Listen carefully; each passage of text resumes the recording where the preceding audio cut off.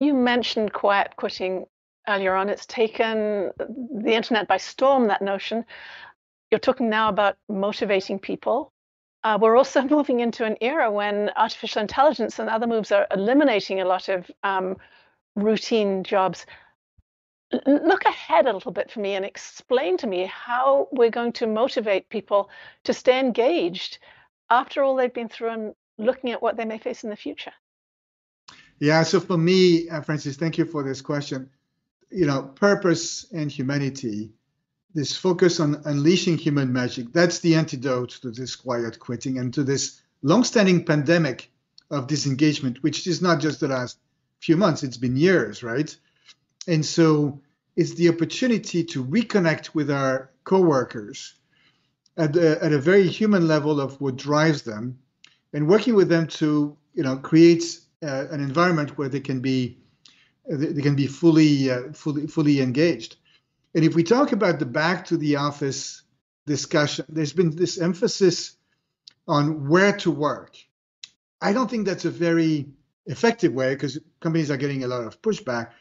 But for employees, if you are trying to dictate where I should work, that's not very engaging. So I think it's an invitation to focus on the why we work and the how we work. So, every job can be transformed into something meaningful if we spend the time. So let's engage our employees on what drives them and creating the environment where they can be the best version of themselves. And as relates to technology and artificial intelligence, in tech companies, it's people who are behind technology, right? So I'm a big believer in the Schumpeterian, creative destruction view of the world, where new jobs will be created.